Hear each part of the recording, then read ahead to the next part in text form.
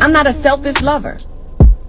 I want to be in the type of union where there's another energy involved, a divine feminine energy that is caring for my man and my children when I'm away. I want it and I will have it. And she will respect and honor me and appreciate the fact that I welcomed her into our business of family. And she's going to love me and she's going to love him, and we are all going to be great to each other, and I'm going to be good to her.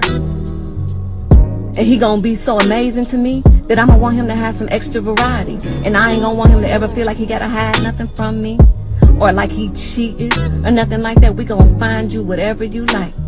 I want the type of union where I know that my family on every arena is taken care of, including sexually. Was she a badass beautiful and she nasty the way he like it? And I know when I'm not there, he's not burning in his flesh, struggling with making compromising decisions because he wants to be physical and I'm not there. No, baby, I'm gonna get it just the way you like it. I'm gonna have a God that I love so much that I want him to be cared for. That if I can't reach out and touch him and he needs to be touched, and he needs to be touched, somebody else can touch him for me.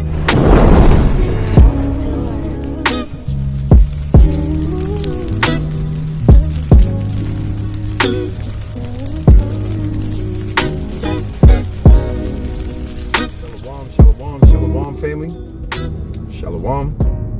I'm back at it again with another exhortation through the spirit and power of Yahweh, Ba'ashem, Yahweh Shai, Wa Quadash Rakah, giving all glory, all honor, and all praises unto the Most High Heavenly Father for this very moment. I want to say Barakathum to all of those who are being diligent inside this truth, starting from the elders on down to the youth, those who are doing the best that they can when it comes down to keeping the commandments of the Most High Heavenly Fathers, as well as carrying on the faith of the Hamashiach Yahweh Shai, who is the Malak.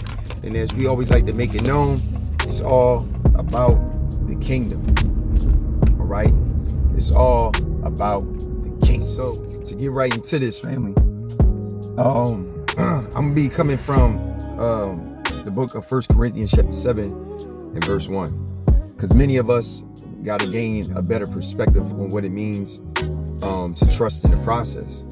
And that's where, as you see on the side of the screen, Romans chapter 8, and verse 28 stands at, when it comes down to where we stand at in the will of Yahweh, man, the will of the Most High, you see, and everything that is being established through Yahweh Shai, meaning being established through his word, to take what is inwardly within us to go right along with the flow of his will, to have the things that are from the supernatural to manifest in the natural.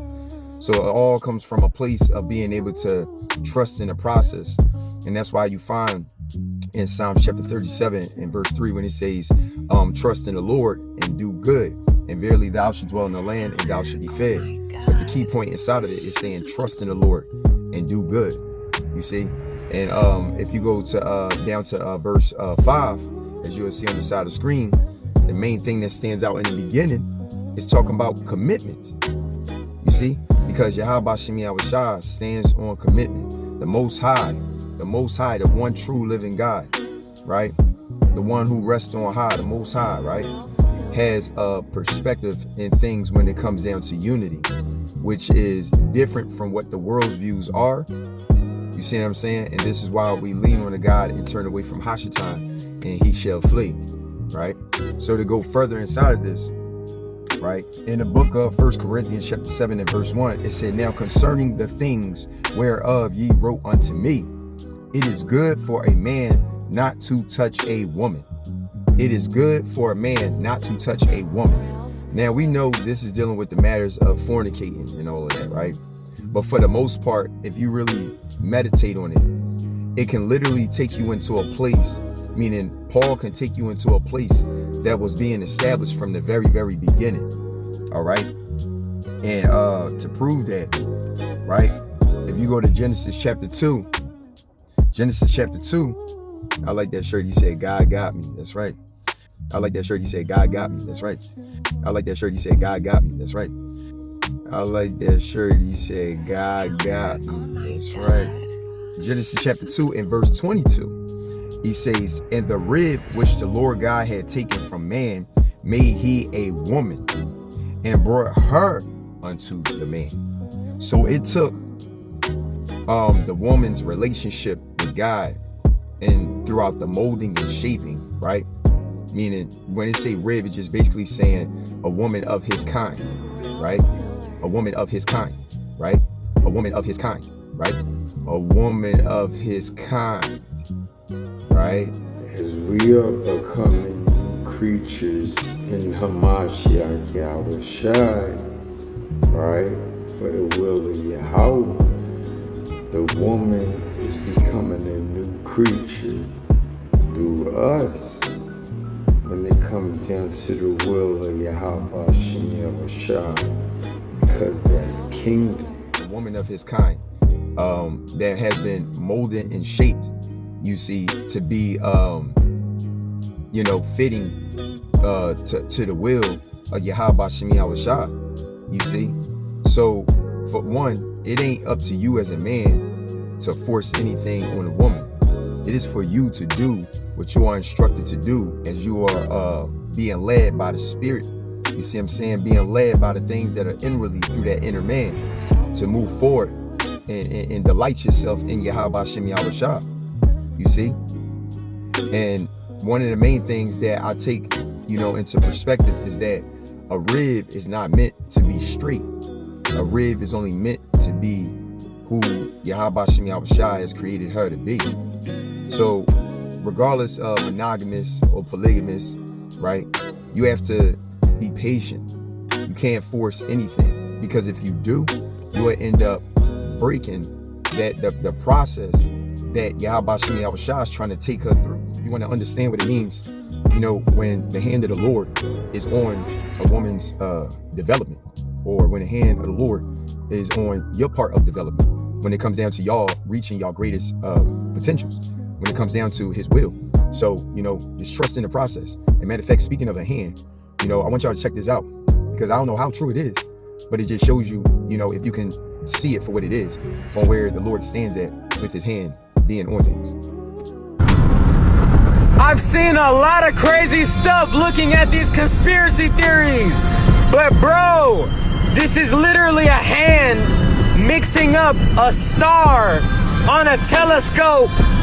You can see this on a real telescope. That is a hand mixing up a star. That is a hand. That is literally a hand. That is a hand mixing up a star. With it just rubbing, it's just rubbing the star. It's literally just a hand rubbing the star. And you can look at this with a real telescope. This is real footage. This is just a hand mixing a star. And this is a real constellation or star they call God's hand or something. But it's literally a human hand mixing up a fucking, bro.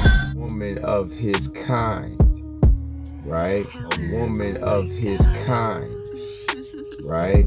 And I say this is because when you look at it in Genesis 2 and 22, it said, made he a woman and brought her unto the man. Brought her unto the man. So it was the Spirit of the Lord that led the woman unto the man. So she'll know how to deal with the man of the Lord. She'll know what it means to be a part of kingdom. So she'll know how to deal with the man of the Lord. She'll know what it means to be a part of kingdom. Because if you look at where Adam stood at from the very beginning, the Lord had put that spirit on him to be focused on what it means to dominionize. But before you dominionize things exteriorly, you have to gain a better perspective on what dominionizing means inwardly. And that all comes in due season as you're being watchful in prayer, as you are seeing the will of the Lord for what it is and not your own. You see what I'm saying? So for the most part in all of this, I know y'all seen the videos and everything, but there's something else that I want to share, because a lot of times men tend to forget, and the reason why they forget is because 1 Corinthians chapter 2 and verse 14, it said, but the natural man received not the things of the Spirit of God. I want you to see that, the natural man. You see, the fleshly things, right? For they are foolish unto him. You see? Neither can he know them because they are spiritually discerned. Spiritually discerned. Now, I want to pull something up, right? Spiritually discerned. And this is in the word discern inside the Blue Letter Bible, if you'll see.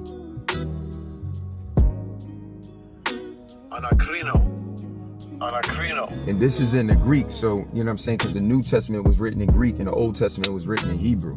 So to break it down, the word discern, it means examine or judge, to investigate, examine, inquire into, you see, sift, question, specifically in a forensic, sense of a judge to hold an investigation, to interrogate, examine the accused or witness, to judge of, estimate, determine the excellence or defects of any person or thing. You see, so that in itself goes in the process of what Yahweh Shem Yahweh Shai is doing with that woman or those women in your life. You just got to stay focused on what the Lord is leading you to do. Because for one, you may think your relationship may stay monogamous. You don't know what Yahweh Shem Yahweh Shai can do. Because Isaiah chapter 4 and verse 1, as you can see on the side of the screen, it still stands. And it's not only prophetic when it comes down to us as men, as we are cleaving to the will of the Lord through Yahweh Shai, but it also gives us a better perspective on the women of our nation and where they stand at when it comes down to cleaving. So I love y'all. Y'all stay up and y'all stay blessed. Shalom. I'll let you men in on a little secret. Ladies, don't kill me for this, but women hate for a man to know his worth. I said it, yeah. We don't like that shit. Yeah, we don't like that shit. Yeah, we don't like that shit. Yeah, we don't like that shit. Yeah, we don't like that shit. Come around thinking he know his worth. Oh, he too good for this, he too good for that. A man that know his worth ain't gonna let us play with him. And I don't like that. Me personally, I don't like that. Nigga, I need you to come around not knowing shit.